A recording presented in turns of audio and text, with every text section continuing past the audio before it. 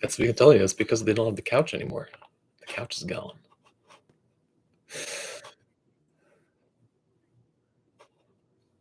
Or is that Panda? Is that Panda? Oh my God.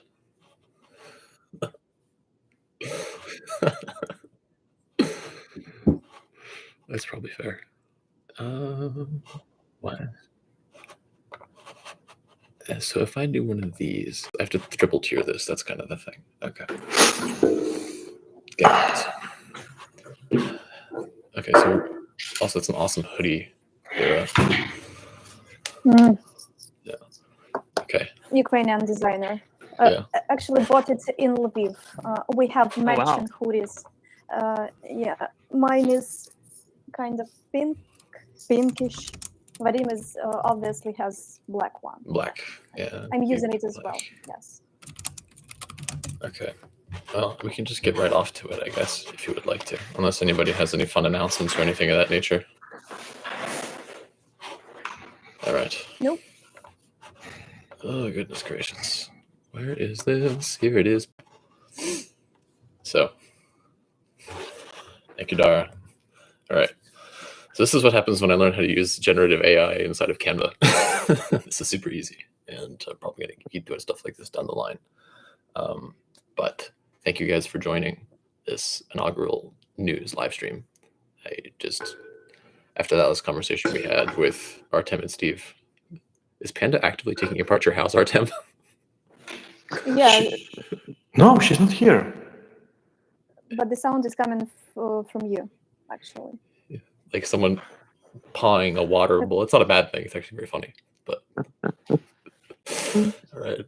Anyway, so we can dig right into this. If anybody has any issues with how the country balls were characterized, please submit all complaints to HR. I wasn't quite sure how to go about that. And nothing will happen, right? Because we don't have an HR. I mean, that's more effective than most actual HR. But yes, that is kind of the goal here. We can start right into it. I don't really have a format for this specifically. So this is much more about how things have been going in Kursk since last we talked about it. And just for global context, the last time we talked about this was September 15th. So, yeah, this was like a minute.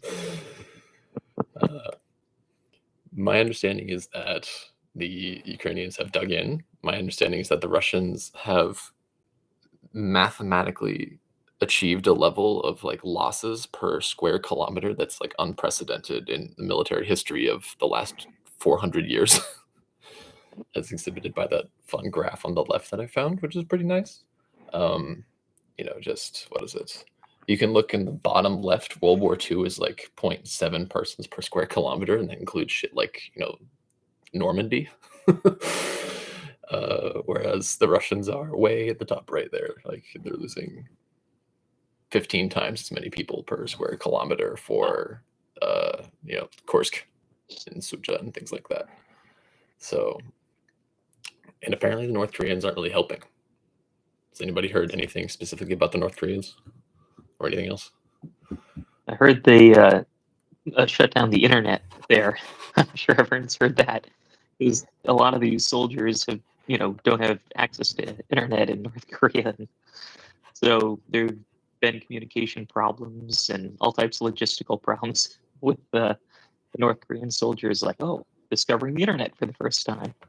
But apparently it's supposed to be the elite fighting force, is what I've heard. But really? They've largely been ineffective, and I think a number have been captured by Ukrainians, is what I've heard.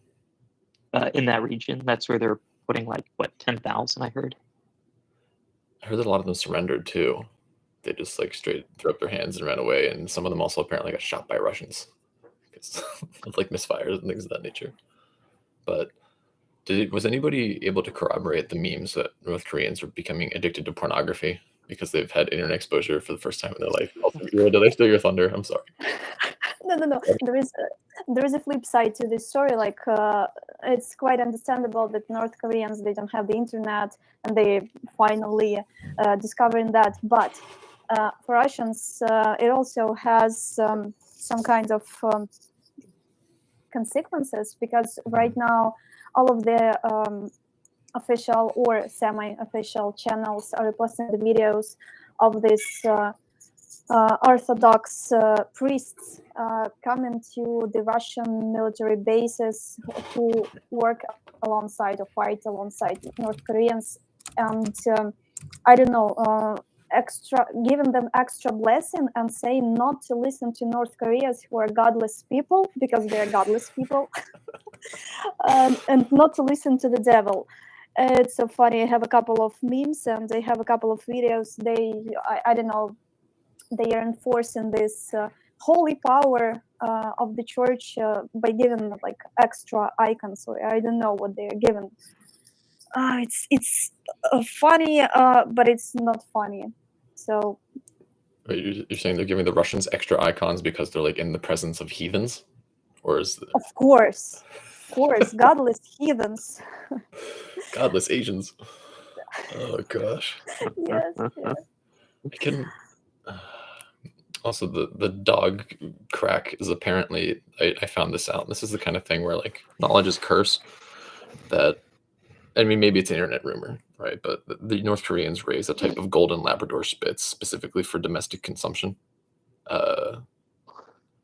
Yeah, so that's I wasn't gonna put the images like the cans and stuff like that on the slides, but that's apparently a thing. So the when it comes to people actually eating the dogs, potentially also cats. Somewhere, at least somewhere, they're doing that, right? We've identified where the immigrants are doing that, yes, and the immigrants are doing that inside of Russia, which is not surprising. Yes, but also seen reports that the attacks are stalling in the east as well. So where the Russians were kind of advancing, like by Russian standards, right? Not by Ukrainian standards, they were advancing, but they were, taking ground like 10 square kilometers or something like that in the calendar year. But that's also apparently stalled. I don't know if anybody's heard of like logistical issues or anything that would be contributing to that lack of an advance. Artem, anything you're usually up with that kind of stuff? No, only a bit about North Koreans being in Ukrainian works.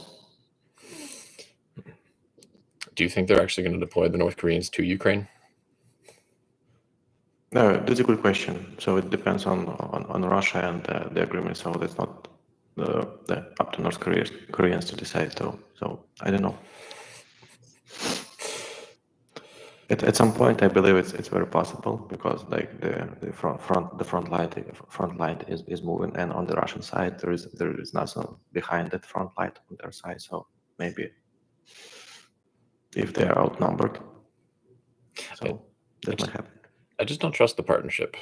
Like many of the things we'll discuss today, I do not trust the partnership. Whereas, I feel like Kim Jong is going to expect some great military victory out of him having sent his, his best and brightest over to die in a hole in Western Russia. And I don't feel like that's going to be, if they're embarrassed globally on the world stage, I don't know how long that's going to be, how tenable that's going to be long term, which is interesting. Well, the number I heard was 10,000 North Korean soldiers, which is not a large amount. And so, I don't think that's enough to make any consequential difference. And then you kind of have to wonder, what are they getting out of it, right? Like, where are they,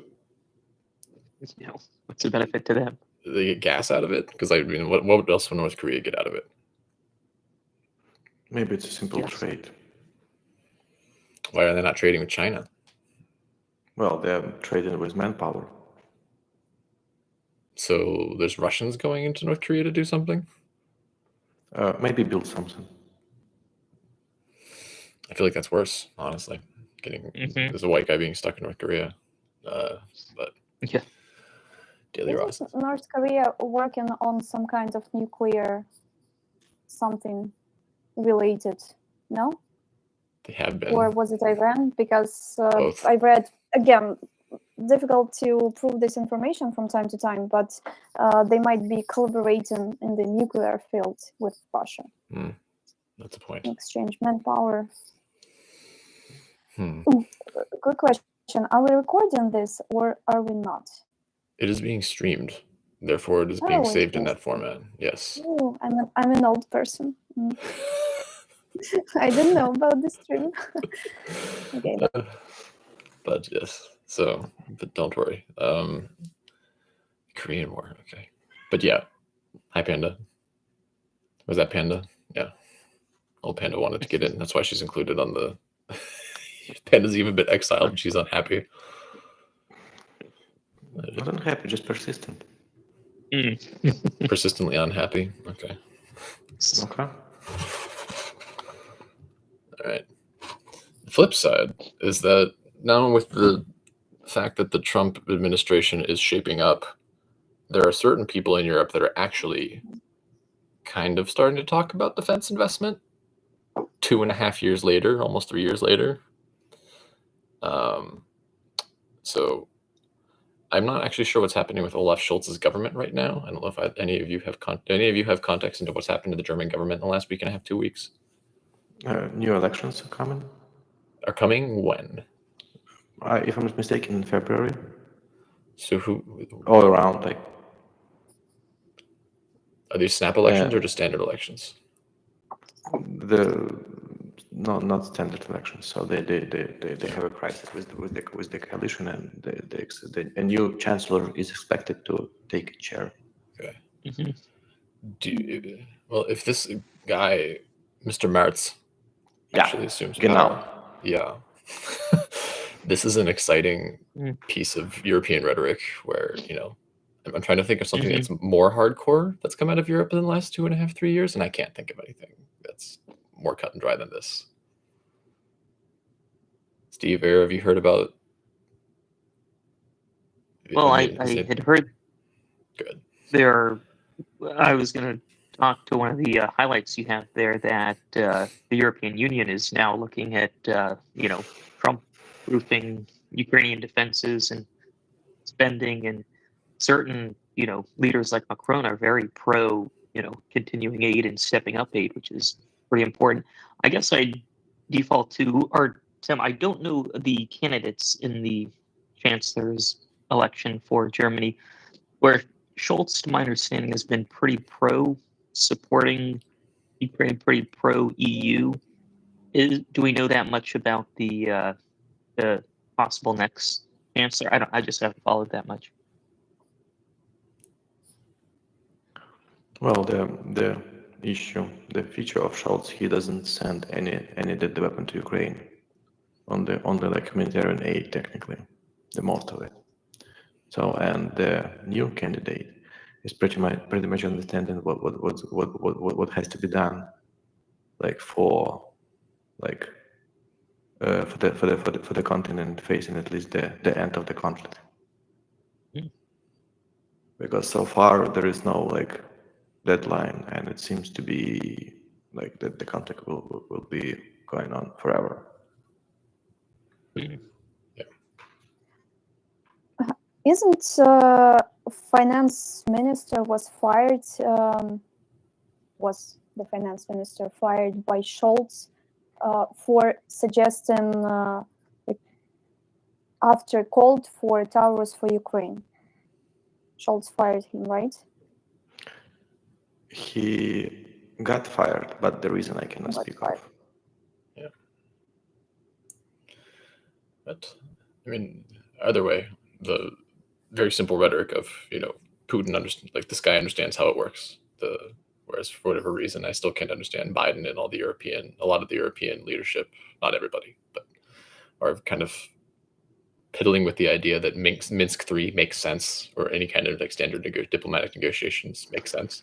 Well, they obviously do not. This is a very simple solution, which is just get the fuck off of Ukrainian land and the war's over. So I love the fact that this guy just comes out with this immediately. It says like, we will give them stuff that Scholz never gave them. The left side of the slide is mostly Poland based. So Donald Tusk, the Donald that the Polands deserve, is I believe the prime minister right now, and he has immediately gone off to talk about, in Poland, for fairness and for comparison's sake, I think they're sitting at like 2.4% of GP right now. GDP is going into the military, which is extremely high for Europe. Most of Europe sitting at less than half of a single percent. So Poland, I think, I've seen rumors that it's going to go up to 4% defense spending, which is just nuts. And like they're putting together their 4th and their 5th and their 6th mechanized battalions when most of Europe does not have a single, or maybe more than like one mechanized battalion. So Poland is absolutely turning up the defense spending, which is that. How do you guys think if is that going to be a boon that's going to extend into Ukraine or not? I don't think so. Why would it be extended to Ukraine? Well, so far it's not up to Poland, I guess. So probably it depends on Trump administration how Poland will act. The reason that I ask that specifically is because the Poles just got a Patriot base in northeastern Poland, which is extremely close to Belarus, which is just a Russian puppet state at this point. Also, the Poles are some of the people shouting loudest about a European exclusive defense alliance, with the understanding that they cannot and will not rely on the Americans. So they're talking to some like the Lithuanians and the other people who also understand the issue with the Russians. So I'm cautiously optimistic about this, to be honest. Attempt number 2, because the first one was made by Boris Johnson. The European military alliance starting with the UK, Poland, and Ukraine. I feel like if the Baltics got involved, there would be the Baltic, like Lithuania, Latvia, and them. Well, it seems like they have to. They're too small. Too small, yeah. So, I mean, by area and like population, so they have to. They like if it's their like second chance to protect their like borders, they will take the chance. I mean, they're more protected than Ukraine in any case, though. There's like a German brigade that actually is housed out of, I want to say, Latvia, maybe Lithuania. But the Russians can't invade if there's NATO troops sitting inside of the country. Well, what do you? We'll see. If there's, an entire German brigade would not be like. I can't see Putin walking into any of those countries with, if there's a German brigade sitting inside the middle of it. Like how much is that? How many people is in the German brigade? It's more about the fact that they're there, I think, than the numbers. It's not like you need a battalion's worth of dudes. It's much more about the fact that, well, Putin doesn't have the resources right now to do that anyways, that I'm aware of. Well, maybe he'll buy North Koreans. Yeah, they still have 900,000 more, so he can do that. Well, and remember, Tusk was previously, what was his role? He had a high up role in the EU, I believe, prior to becoming prime minister of Poland, and had been pretty pro, supporting Ukraine, and they've sent a lot too. So I would be cautiously optimistic as well. I think they've been very kind of accommodating for, refugees and people coming over the border, which doesn't translate to support for military hardware, but I think the attitude and shared, kind of cultural history is there. So I think their meteoric rise in defense spending could translate to more equipment. Especially, I think I heard as they get new equipment from the U.S., like the Patriot missile system battery, that they're sending again their kind of second generation hardware, things that they're not actively using, is my understanding. So I think there's precedent for that for sure. I also think that the Poles understand that the Ukraine cannot be allowed to fall. Like the Russians cannot. You cannot bring the enemy all the way up to the gates. If you want to debate about whether or not Galicia is involved in that equation, that's a debate because the Poles kind of have a contentious relationship historically with that region of the world and Ukraine. But I still think that, especially if these people there are really ramping up all this defense spending, there's not going to be Russians knocking on the gates of Pshamish. You know what I mean? Stuff like that. I'd like to think that they wouldn't let it get to that point. Not that it would, because I think there's a lot of, as well, and all of this. People are, for whatever reason, really forgetting about the fact that Ukrainians have put up with hostile invasions for basically, what, 500 years? So, yeah. How long is it? Well, you guys know better. How long has it been? Too long, I would say. Yeah. But for Poles, it actually means it was recently uncovered that Poland was one of the major suppliers for Ukraine in the past couple of years. It was just never been reported officially. I mean, the amount of the weapon they gave us, and it was never previously publicly discussed. But I cannot find the numbers right now. But look up. So we got time. Because I mean, actually, we went to see Dolbush. It was the first American screening of Dolbush, which was fun. Oh, really? They had, you know, the dude with the Jewish guy with the big eyes that's like doing Yiddish charms and stuff like that. He came actually because he was the only one that was able to come out, and he talks a lot. But you know, we asked a very simple. There was a question presented by me, which was, you know, the film really reflects the fact that you guys had what you're dealing with Russia now. You're dealing with Russia since 2014. You were dealing with Russian internal evils after the fall of 90, you know, after the Soviet Union fell in 91. You dealt with the Soviet Union. You dealt with the Communist Revolution. You dealt with the 5-year plans and the Holodomor. You dealt with the Russian Empire. So now we're back in the 18th century all the way before that. Before that, you had all the voivodeships of Poland, which the movies, Steve, if you haven't seen it, that's part of what the movie's about. It's like American Revolutionary War times when the Poles kind of like owned pieces of Ukraine and the Ukrainians were basically serfs. Mm-hmm. They would like skin them alive and do horrible things. So it's like, I don't think a single American presidential election will ever, you know, unilaterally decide the course of Ukrainian history. Mm-hmm. It's going to be a lot of things. But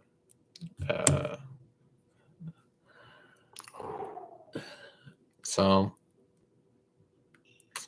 with everything that's going on. Oh no, the couch. So with everything that's going on, there's some weirdness that we have to contextualize, and we have to really keep a close handle on this, because I think when this bubble pops, it's going to pop very quickly. Right now, there is this weird technocracy, like VC bro circle that is orbiting around DC. That is like the Elon Musk, the David Sachs, the JD Vance, who has capital money, which is, you know, I think why Trump picked him. And now they're waving around this kind of garbage, right? Where JD Vance is just threatening he's using Ukraine aid as a. First off, I don't think he has any, you know, power to decide this. I don't know why he said this. I think this makes him look exceedingly foolish, because JD Vance, I don't think, decides shit, frankly, within the administration, except for maybe what kind of couches they put in the White House. So. That one should be another model, I think. It's such a weird time with all of this, but I don't understand the bro friendship between the White House and Elon Musk. I'm waiting for that thing to fracture like very quickly, because you have multiple people that are all insufferable in the same space. And now that the goal has kind of been achieved, you know, okay, fine, Tesla stock is rising, the election's been won, you know, they did it, the job is done. They now have to, like, the marriage has been consummated, now they have to live in the house together. And I just do not see that going well at all. Like, at all. Especially when Musk is so actively against all of the interests of America's war hawks, who, if you want to get tinfoil hat time, they're the ones that are making the decisions, in my opinion. Steve, I see you nodding and laughing a lot. I'm going to let you. Is anybody else? Yeah, I'll let you guys respond to that. America is really a country of possibilities for different people. I mean, look at that couch. Yeah. Yeah. Best one I saw this week was how Elon Musk and Vivek Ramaswamy were appointed to the Department of Government Efficiency, and I think Elizabeth Warren's like, that's a great way to start with 2 people doing the job of 1. Yeah, that's very efficient. And then he snapped back and he's like, "We're not making any money on this. You're just being a loser." Like no, you're missing the whole point of the joke. Yeah. One thing I was going to mention, was he pro-Ukraine? Like, wasn't he supplying Starlink? At one point, I thought he was kind of pro-Ukraine, maybe a while ago, but not any, I don't know. He has been supplying Ukraine with Starlinks. Still. But through the Pentagon. which is good. Through the Pentagon, okay. These are defense contracts that he was awarded to supply the Starlink. So it's not like he's going out of his way to do something out of the generosity of his heart. The Pentagon's giving him a crap ton of money to do so. That makes sense then. Okay. I was like, But where's that coming from? he also sabotaged certain attacks that the Ukrainians were trying to plan, relying on those Starlinks in the earlier part of the war several times, because he decided that it would be an escalation if the Ukrainians bombed a Russian ship at like Sevastopol, for example. So they just literally turned off the Starlinks in one case, and these like boats just washed ashore full of TNT, and the Russians were like, "What the hell is this shit?" So he's certainly not, I would say, he later limited its use for offensive operations. If you can see that second thing there, this is a good there we little go. tweet Yeah. thread. And now the Russians have access to Starlink. So Right. which they previously didn't. And also, what is it? Putin must not activate Starlink over Taiwan, and he did that too. So this is not a champion of the free world in any case, but this is the kind of stuff that, again, I just Googled this randomly yesterday. This is the kind of stuff that helps me sleep at night. Isn't the breakup, or at least early glimpses of this breakup, is already happening? Because I've seen a couple of videos of Trump publicly. Maybe it's not the humiliation, or can be considered humiliation, but the way he speaks about Elon Musk, especially recently, hints that there might be a problem of some kind between the two of them. I would honestly be happy to accept either option, which is that Trump and Musk are angry at each other and just smashing each other like action figures, or Trump and Musk are happy around and everybody else around them is just like furious. Because either way, it's just it's total dysfunction. So they cannot be happy with each other. Someone should have told them that before they got married.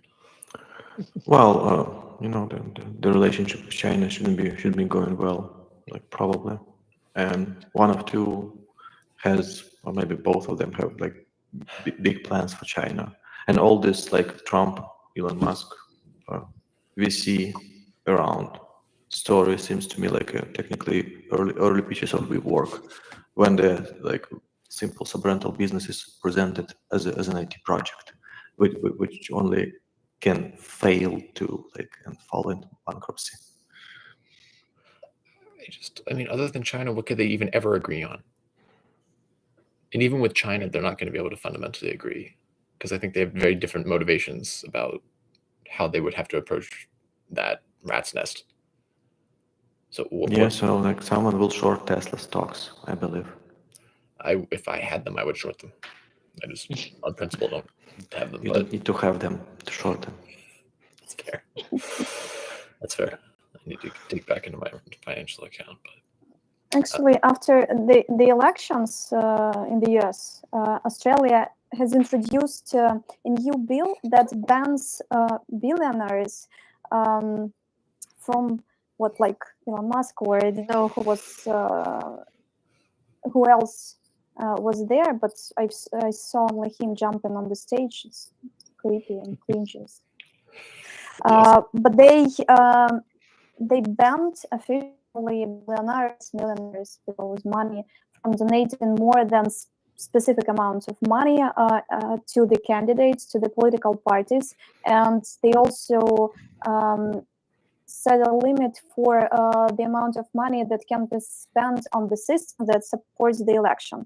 Because what was the spending for the US, like 200 million or something like that. So they put a cap on 90 millions, meaning that Australia cannot use the software developed by Elon Musk's companies.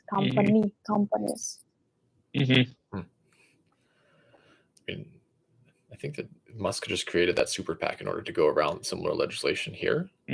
Steve, is that how they did that, or? I think so, because that's legal. Like you can, form a super PAC because it's not giving money to the candidate. my understanding of how they did that. Because I think we have laws that are similar, but they just failed, and they don't apply to the rich, as many American laws do not apply equally to the people that have money. So, because that's what he did. No, because I got grilled by two losers representing his super PAC when we went to protest the Donald Trump speaking at State College bit, and I got called. What was it? It was some dude, and these dudes were like, they've clearly never known, you know, their biggest fan is definitely still their mother with whom they live in the basement. Still, these guys are definitely in their 40s. Like, just, and I'm sorry, I don't mean to be totally judgmental about it, but just like a manifestation of being a loser. And like, we're standing there holding a sign. It's like Trump's enemies and Trump's allies, you know what I mean? Trump's enemies are like, you know, non-white minorities and, you know, people that want to support Ukraine, and, you know, Trump's allies are like the Nazis are on Trump's side and the Russians are on Trump's side and all like that. This guy came up and was just like, "You're a socialist. You're," you know, had the whole sign, came up and started screaming at me, waving the phone in my face. His friend was sitting there just like with an Elon Musk hat and saying like, "Yo, let him cook, let him cook." It was like the cringiest shit I've ever seen in my life. It was Twilight Zone. And he was like, "You're a KKK socialist, communist, fascist," right?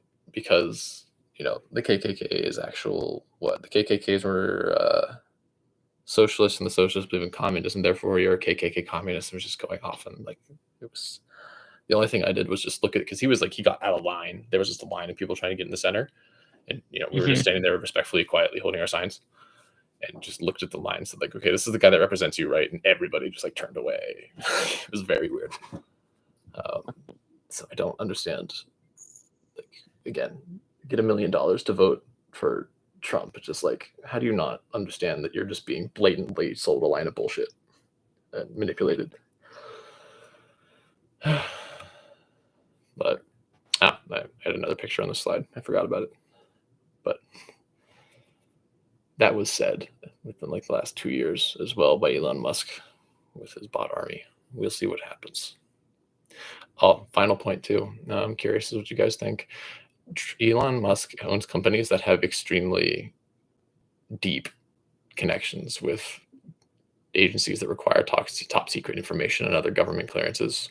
I think there should be a reckoning coming for him in terms of what he's done up to this election, because the DOD and the DOS would definitely have to look at what he's doing with the money and say like, okay, you know, this is something that we should be able to support going forward. Anyway, so Steve started this conversation. We can continue it. Well, one thing I was going to mention is, you know, you all might have heard that Trump had a phone call with Zelensky, I guess, a few days after the election, and apparently Zelensky was kind of, I guess, reassured, or there's some positive spin on it. From what he heard from Trump, Elon Musk was on the call too. We don't know the contents of the call, but I was wondering, like, what, you know, could Trump have told him? But it could have just been platitudes at a high level, but we don't know. But I guess it's better than a bad phone call, as Trump would put it. Did you all hear that story? Yes. I'm not super convinced at anything like that, because it's, you know, Zelensky's very good at optics. So even if it went horribly bad, I would expect him to report differently.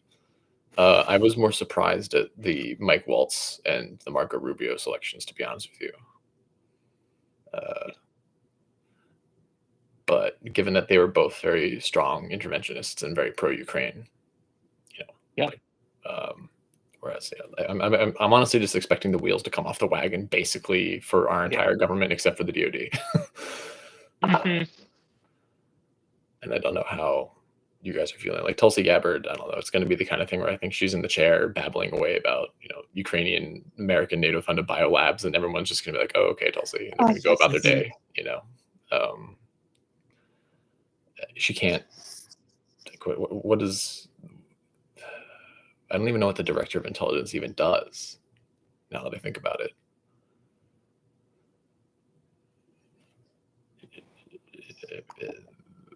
guess she Yeah. will have.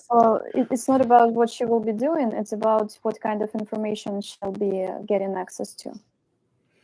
Yeah, but then she'll be under also, I think, pretty significant scrutiny as well if she's the director of intelligence.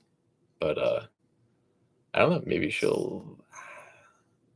I'm not expecting anything. I'm not expecting any from this Department of Government Efficiency because we already have a government efficiency department. That's another thing. Government efficiency. It's the GAO or something. What's it called? The Government Accountability Organization or something. Government Accountability Office or something. Yeah. What is Office that- of Government Accountability, I think. Yeah. What is that they are doing? I understand the accountability itself, but what is exactly they are doing? It's a vicious, very public circle jerk.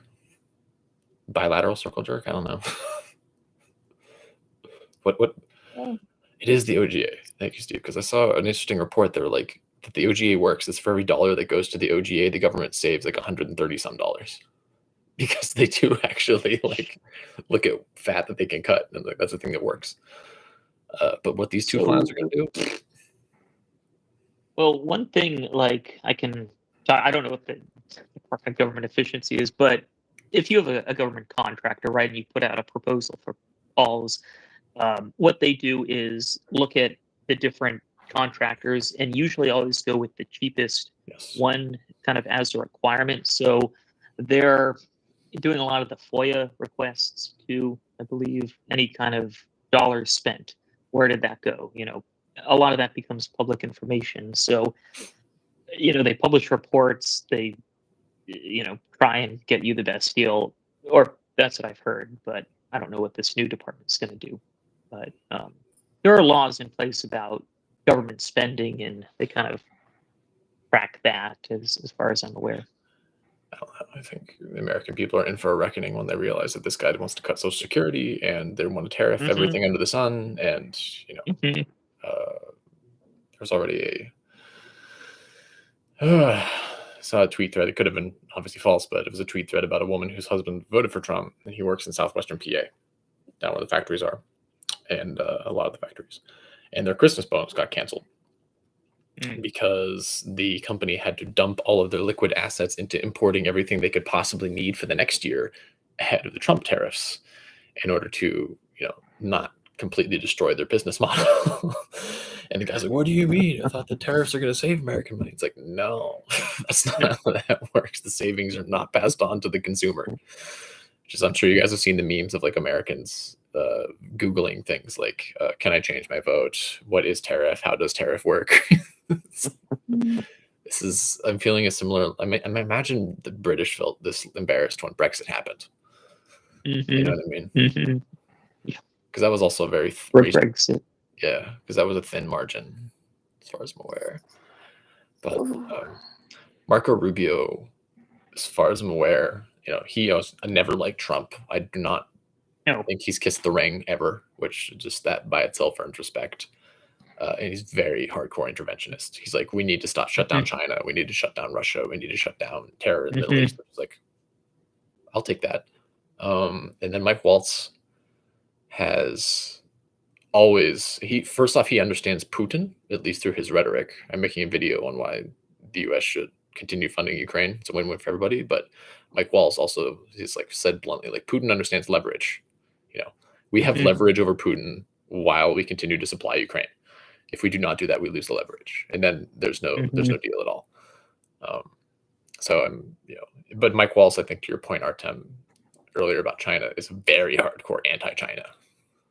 So. Well, this is perfect balance with Elon Musk, I guess then. How so? Because Musk has business in China. I keep forgetting about that. Doesn't it? Yeah, a lot. Well, it's perfect combination, and it seems like they will make like cool newspaper titles about Ukraine in your cabinet, and in the end, well, they will support Ukraine like even more. They will just wrap it up in some, I don't know, some finance presentation and say to everyone, okay, this is not for free. this is not American money, they will call it something like American investment, and we'll go along with that. Yeah. At some point. And also to your point, that's one thing that Americans don't understand about how the aid works anyways, is that the aid is funds that are diverted from things that are already, so the direct industrial Ukraine aid is diverted from a US DoD kind of like monetary fund, for lack of a better word, in my understanding. Steve, please correct me if I'm wrong, because I'm sure you're better read on this than I am. That already is dedicated to improving American defense infrastructure. Right. So the funds are allocated to improve the American economy, and those funds are then diverted into businesses and, manufacturing plants and like Lockheed and General Dynamics and all these other companies that produce the shit that replaces the shit that we send to Ukraine. So it's like 80% of that is just direct reinvestment into the American industrial base. And that's why I just honestly, knock on wood, I don't think we're going to be able to abandon that cash cow. The people that are making insane money off of this, and this is like no one, I mean, what else in this world makes money that's even close to what the DoD makes in the United States? Bitcoin? For now. For now. There's also not liquid assets. It's a concept that just has a monetary value attached to it. It's not measured in tangible anything. But DoD is $1 trillion budget per year at this point, that's insane. What's California's GDP, Steve? It's something like 4-5 trillion. It's I think the 4th biggest economy in the world. Yeah, it's bigger than like all of Europe except for Germany and stuff. So this is such a big pile of money that I don't think it's going to want to move. So. But with the cabinet, though, everything else is going to fucking fall apart like house of cards, hopefully, which, in fairness, if we wanted a way for the Republican House, Senate, courts, and presidency to counteract itself, that actually seems rather reasonable to me. So you just have a lot of selfish people that have a lot of power, and they're going to start power grabbing, and squabbling, and, hopefully the wheels come off the wagon. Because these sorts of things are not going anywhere. It's not going anywhere. This is not going to change. The American military industrial machine will continue to make money. It will continue to make insane money. We'll continue to expand the soft power influence, especially if we have hardliners, anti-China hardliners, and anti-terror hardliners in and around the White House. And this is, what we just did the Houthi targets in Yemen. My understanding is that we still have 1,000 or 2,000 troops on the ground out there deployed. Counter to what Kamala Harris said. We absolutely have troops deployed over there. And the Houthis that are causing all these problems and bringing us into the Middle East are Russia-backed, which is, again, not a fucking surprise. So,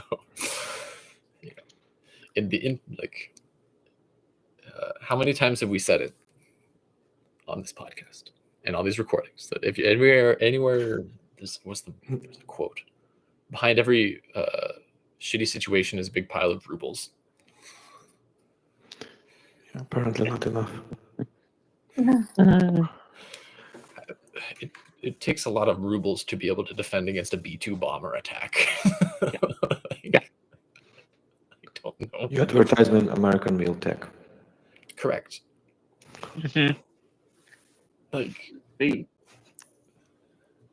put up a lot of money in was it Moldova and Georgia, I guess, to try and rig the elections. And I think Moldova they did not do it. Did not do it. Yeah. Georgia's an interesting story, but like behind any rigged election is Russia and rubles. Yeah. Well, and then Georgia also has like a very pro-Russian incumbent government. So I'm very sure that they helped, whereas the Moldovans, I think, is at least a little more balanced. So I think the Jordans should still be protesting that one, but they're also, Moldova is also technically occupied by Russia as well. It's true, like Transnistria, yeah. But even if you, because this is a great article on the right, you all could read it. It is just, for lack of a better word, it includes these long descriptions about how extensive the Houthi defense networks were inside of those caves, right? They're like, they had, so many layers underground, and they were trying to hide certain things, and they were trying to become invisible, and the B2 that doesn't help against a B2. A B2 can turn a mountain into a matchbox, basically, with the new kind of bunker busting technology and missile strikes that they have. It's a nuclear capable plane, and it can go anywhere, right? It's this big. That thing can fly for, I think, 20 to 30 hours at least. Did you say anywhere? What? Did you say just anywhere? It is a global strike capability weapon. It is an insane airplane.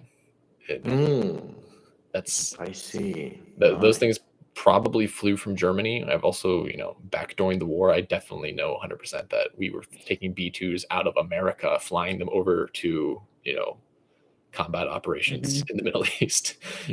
So like these things can fly for just ever. It is a terrifying airplane if you ever look up what that thing can actually do. It's also cool as shit, because it's ours. But that's maybe the American coming out in me. But it's to all the people, it's I would understand it if it was a longer thread. We've talked about this several times too. Like even in the Ukrainian history, right, with Yanukovych, how long was the thread to bring him back to Russia, for example? Oh. How long did it take to read about Yanukovych before you understood, like, this guy's clearly motivated by Russian money or things like that? Like a couple minutes. It's a different story. It's a completely different story. I mean, the moment he opens his mouth, you understand. Yeah. So, because what they're trying to, like, what they tried to do, and what usually what Russian puppets do, they're just mocking their political opponents with the same things. So if they have protests, they have their own protests. Like they're just mirroring everything. It's like monkey see, monkey does. But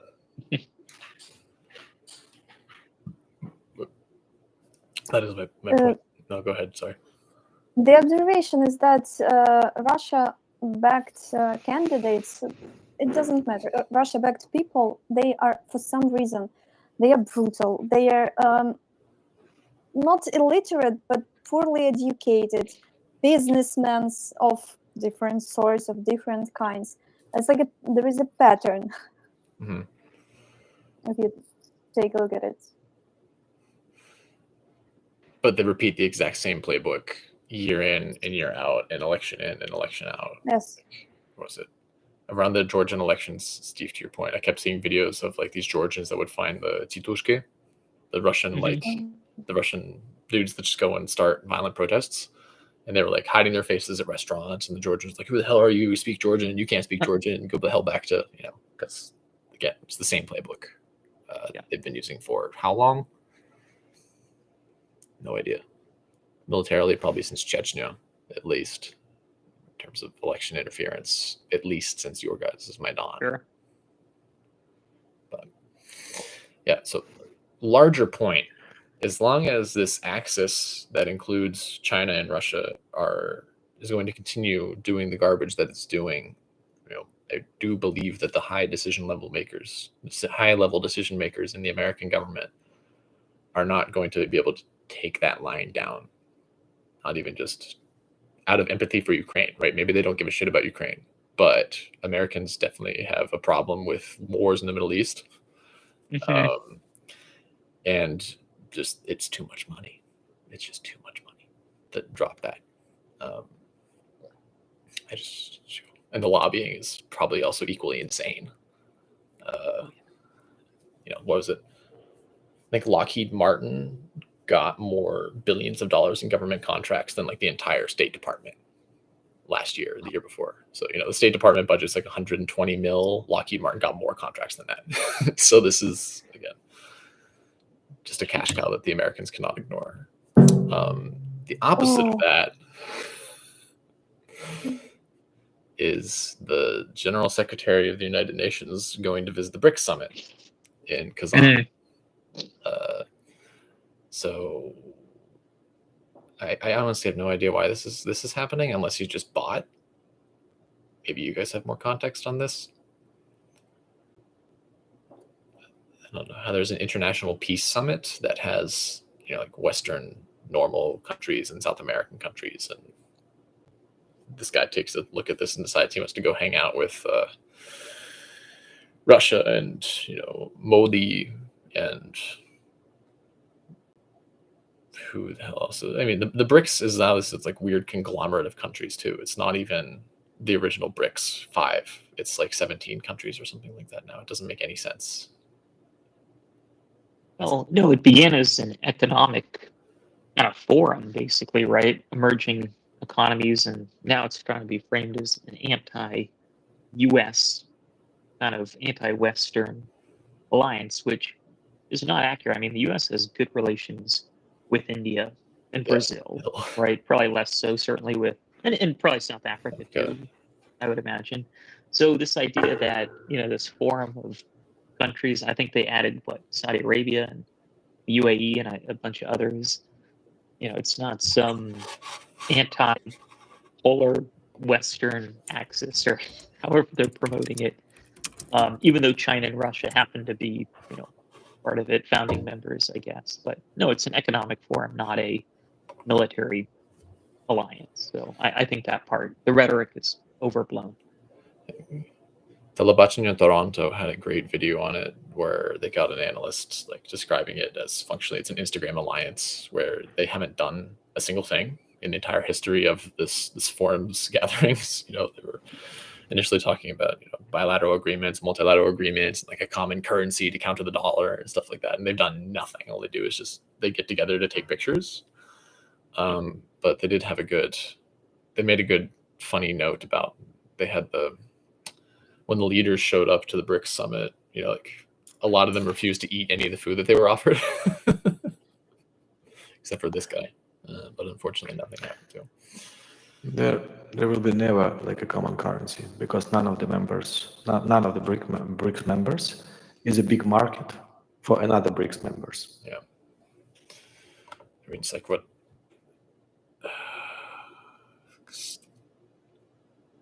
I mean, China.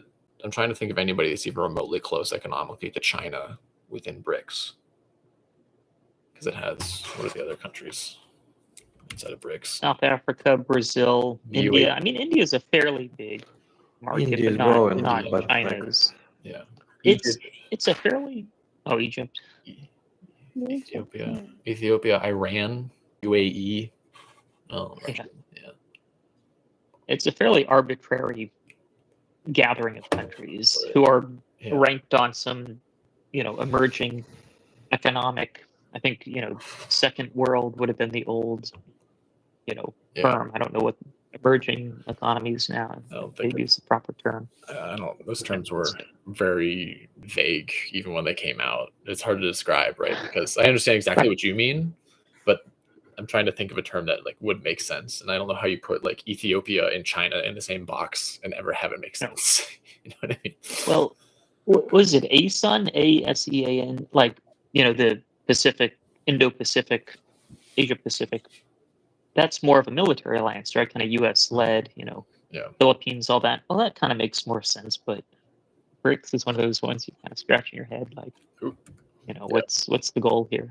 What's the purpose? I just don't understand. I mean, with the UN, and I mean, I say this coming from a privileged country that's very powerful and influential, and we don't require I mean, I say that honestly. I say that without irony. We do not require an international forum in order to assure that our voice is heard in matters of diplomacy or whatever else, right? Whereas countries like Georgia, I think, could benefit from structures like that.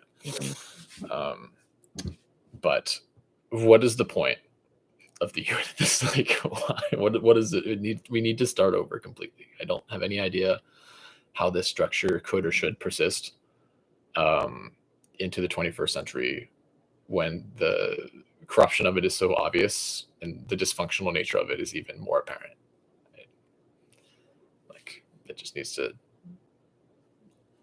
we could have a longer discussion someday about the value of having some kind of global international body in order to regulate the countries, but I have no idea how that would work. How could a UN ever regulate somebody like Russia or China or America, right? If America decided to act out and do some dumb shit, then how could an international body get together and stop us from doing anything? You know, you can't. If we sent our Navy anywhere, that's just going to happen, you know? So maybe that's an international politics off-spin episode we could do sometime. Ira, I see you chewing your lip in frustration. No, it's not frustration. I'm just thinking about, like, there will be no single, I don't know, organization or whatever to regulate anyone. In case anyone who is the member of this organization disagrees or just doesn't listen, what you gonna do? Start, I don't know, shelling this country? Okay, other countries is gonna start shelling other countries. So chaos, anarchy, no We have a human solution for rights that. anymore. Which one? It's called nuclear weapon. Yes, nuclear weapon organization. Let's call it that. Well, this is basically United Nations, isn't it? Yes and no, because not all of the countries they do have like nuclear weapon. Only some of them. The Security Council.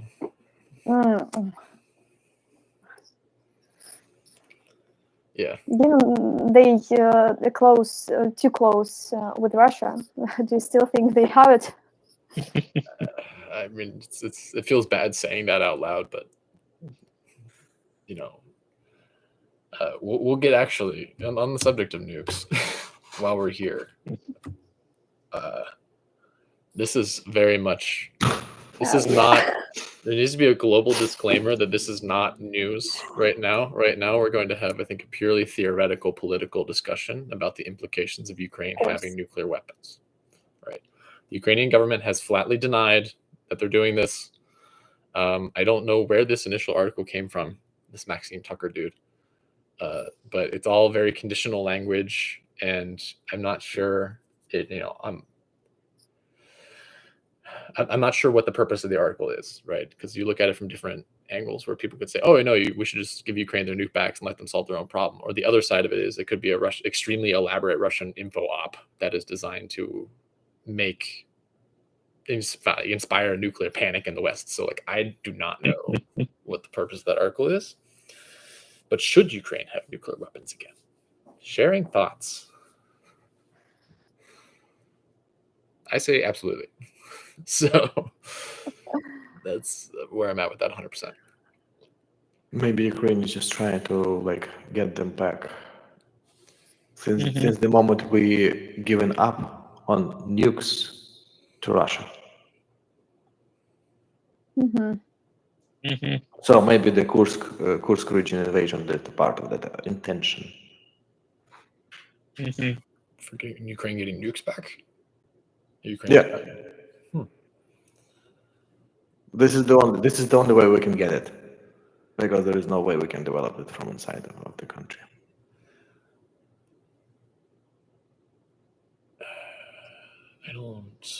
I mean, there's no way to develop it, not even like smaller grade. You have a bunch of nuclear material laying around because of power plants, like spent plutonium and things of that nature that could, in my understanding, apparently be used to develop weapons, not so much, nuclear infrastructure or anything else like that, but very strictly, what is it? I'm not saying it has to be like the article is saying, like a rudimentary weapon similar to that dropped on Nagasaki, which, a rudiment, and I don't think anything about Nagasaki was rudimentary, but well, I believe we have a better chance to get our own towers than nuclear nukes, and we need more towers than nuclear nukes. True, because that nukes would add one more problem dealing with the states and UN for us, and our own development and anything by a nuclear weapon would just add some, I don't know, advantage.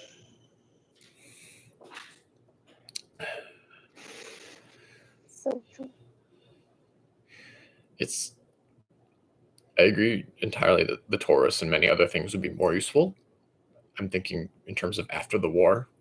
As long as you have Russia as a neighbor, I feel like you guys having nukes in your pocket is not a bad idea. Oh, after the war, anything could happen, and because Yeah. after the war itself might happen in 100 years. After the war might never happen, because what is after the war?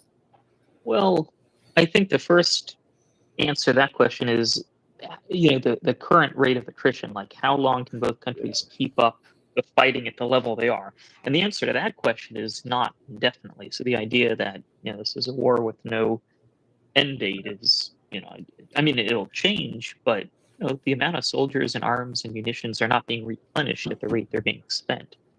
So, it will end at some point. I don't know when that date is. The other thing I think, Ben, to your point is, so Ukraine and Iran, as example, both have nuclear power plants, but I think to go to weapons grade enriched plutonium is a whole other, or is it uranium? Enriched uranium, maybe? Uranium. Uranium is a whole other, kind of technological advancement. I don't know how close Ukraine is. It's a good point you brought up, but Iran apparently, right, is kind of getting there. That's why we had the nuclear deal with them. But I think it would be a good deterrent, if nothing else, right? No one's invading a nuclear country, period, because of deterrence. Yeah. So I think it would help for sure. Well, and also nobody's massing troops on the edges of a nuclear country, I think, is the other side of it too, right? So we would not have. Right. I think the situation you would not have seen 40,000 Russians outside of Gomel for 3 months ahead of the war, where the U.S. Department of Defense knew what was going on. The Ukrainians knew what was going on, and the Russians just were able to do that with impunity. And there's a counterpoint to there's two counterpoints to the indefinite conflict, because Russian takes lands by creating frozen conflicts, right? Which is the idea of how they have continued, and they've done that so very successfully in Chechnya and Transnistria and all these other places. However, and frozen conflicts obviously bad for Ukraine's interests. The counterpoint to that is Putin will eventually die. I do not think that once Putin goes, I don't think there's a second Putin waiting in line that has the same influence and the same ability to hold everything together and experience that Putin does. He's been in the chair for 20-some years, 24 years at this point. So that's my personal conviction. And because of that, and even now, right, I don't know if you guys saw, but there are big riots going on in Abkhazia, which is the occupied area of Georgia, because of there was a bill that they wanted to pass to allow Russians to basically buy seaside property in Abkhazia. And the locals were extremely mad about it, and they stormed the local parliament building, and the local police force could do nothing about it. So there's even a low scale, there's unrest in the territories that are frozen, and by frozen, these are the places that they have been Russian occupied for a generation, because Abkhazia was what, friends, remind me. They started handing out passports. They took it in 08, right? But that's right. Well, the things started there in 1993, but I think the current situation remains since 2008. Yeah, but because they started handing out passports before that, and they set up these all pro-Russia trade deals, and they made the entire Abkhazian economy reliant on Russian and stuff like that.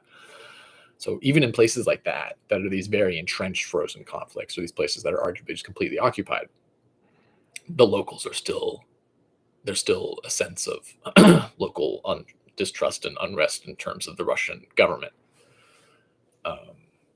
Also have no idea how long the Russian economy can just continue to support what it does, because if the Russian economy is going to collapse no matter what, I think it's inevitable. The ruble went over 100 to the dollar the other day. Again, they're running out of, they just don't have the men to continue doing certain things. They're running out of tanks. They're running out of everything. And several interesting reports on how their stockpiles are dwindling. they're not being replenished.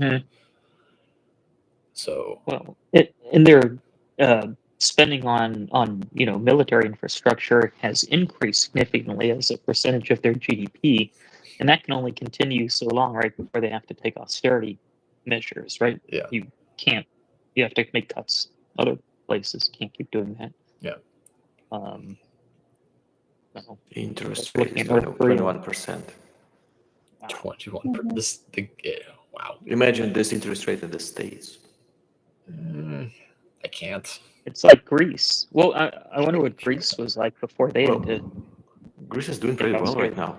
Well, but I mean, a number of years ago when they weren't doing very well. But so 21. Yeah. So, that's why I think no matter what happens, Ukraine will outlive Putin and Ukraine will outlive Russia. Therefore, I don't think the territories are consigned to anything in terms of its war being frozen for forever. Just like, I do think that, maybe I'm wrong about the Putin, there not being a second Putin in line. The Ukrainians got very quiet when I said that. So maybe it's time for me to shut up. Well, it seems like it shouldn't be for a long time. But Russia is good with orchestrating the conflicts around Russia, around its borders, like for decades. Of course, we don't have, for example, the same situation as was designed in Armenia and Azerbaijan, when parts of different countries are locked behind or inside of your neighbor. Yeah. So we don't have that. And probably we're lucky with that situation because we don't have like ethnic conflicts inside of Ukraine. So that has never happened like with us. But at the same time, like we are like little by little losing the territory, which is less, in my opinion, valuable than the lives of Ukrainians. But still, like there is no like scenario where I can see that it can just stop, not resolved, just stop. Because it depends not on the states or Ukraine, it depends on the Russian government. Which will sooner or later fall into itself like a house of cards, I think. Yeah, it should happen because it always happens. But so far, you can see not, and this is not like you can see it not from the situation in between Ukraine and Russia. Also, you can see it from the situation after the election in Moldova, elections in Georgia. So they still keep doing the same. So they have no means or any intention to give up on their like normal patterns for them. Yeah.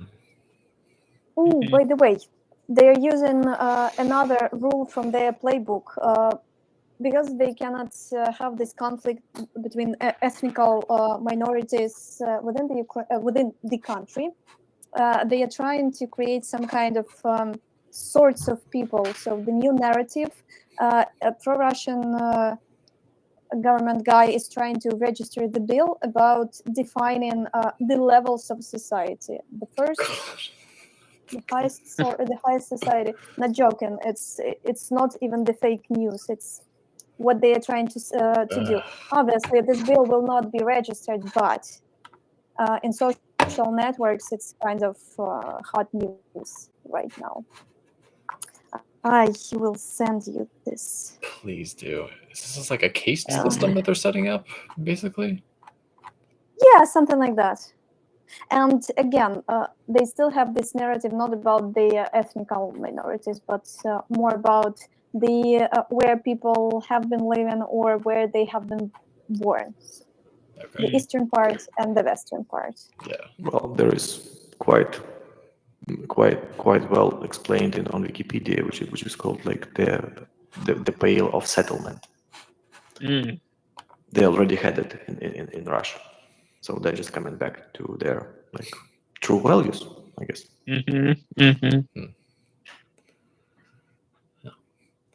Alrighty, that's all the slides I got. We can continue chatting, but we can also stop it here, and everybody can get back to their days and evenings. I think. Oh, I can add one more thing. Did you guys? If you guys didn't see the story about the NATO satellites in the school in Voronezh, Oh, What? I didn't hear about that. I'll let you guys look that up because that's one that you should experience on your own. Just, you can Yeah. probably Twitter search or Google search like NATO satellite radiation and Voronezh, Russia. It's always NATO. Of course. Yeah. It's just, yeah. True. The radiation can't come from Chelyabinsk. What's wrong with you? Of course. Never. Never. It's only from the NATO Yeah. satellites. Gosh. Which brings me to a quick question, because I've seen a couple of, I don't know, this piece of news is more of pop culture, not directly related to politics, like not directly related to politics. But what with the very famous or relatively famous actors, singers, and so on and so forth? Because I've seen, and at first I thought it was AI generated, but Jared Leto, do you know him? Like the lead vocalist of Unfortunately. Mars, the Oscar-winning actor, the man saying, quote, Russia and America are the best friends. We love you, Russia. We respect Russia. Russia and America are the most natural friends in the world. And he was saying that during the concert. And again, I still, to this day, I want to believe that it was AI generated, but obviously it's not. And this says the person who has millions, private security, mansions, companies, and who will never, ever willingly live in Russia. But again, he's saying that.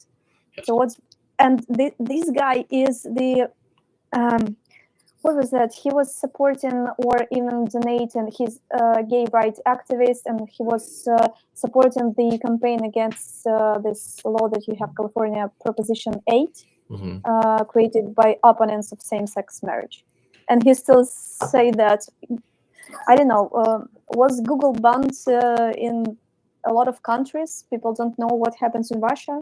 What's their attitude towards other people, other nationalities, or what? People don't know what's going on in their own countries. Oh, well, yes. Yes, what am I saying? Yeah. There's a specific type of cognitive dissonance that I've seen among non-Russians, where they like are able to sing Russia's praises all day long, you know, and they're echoing a lot of the Kremlin lines that don't require actual rational thought, right? It's like Russia has a strong leader, Russia has strong Christian values, Russia has a strong military, Russia has this, Russia has that. Only strictly because they have like a friend or a neighbor that's from Russia. Right? So these are not even necessarily ideas that are generated in their own head. So I think I told you about the Italian that I found on the airplane. I sat next to for ages. That happened. You know, people at the Trump event that we protested, very similar kind of thing. Russia is the best army in the world. America never stands a chance. Blah blah blah. It turns out that person has a Russian neighbor that feeds them all this stuff. So there's a very specific type of cognitive dissonance that happens when, to our time's point, you live inside of a bubble like that for that long. That also leads to the generation of thoughts like queers for Palestine, right? So, and this is not a criticism or a comment of anything on the cause. It's just the idea that you are so far removed from the reality of what Islam is in that place that you, as a person of non-traditional sexual orientation, are going to go up and hold a flag there when they would bury you in the ground to the waist and stone you to death publicly. Is just that's the problem, right? So that would be my take on it. Yeah, it's very easy to talk when you haven't read anything.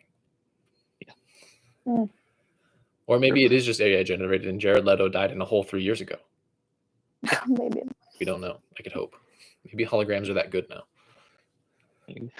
If one of Tupac. Well, I mean, or he's just desperately trying to be relevant after having a bunch of like underwhelming movie roles. You know, he was the Joker. He was like the new Joker, and he was that dude with the no eyes and Blade Runner. Oh yeah, and Suicide Squad too. Yeah. So maybe he's just like prescribing to. There's no such thing as bad press. I don't know. Maybe he has a Russian girlfriend. I don't know. That's all it would take. Dudes are very dumb. Yeah. People are very dumb. Mm, Yeah, well, Alrighty. let's see. Right. We can end on that note then. Thanks, everybody. That was good. Yeah. Appreciate Thank the you, chat. guys. Yeah. thank you. I'll be in touch about other Yeah. stuff. Have a great rest of your Sounds Saturdays. good. Yeah. You too. All right. Bye. Bye, everyone. Toodles. I will end them.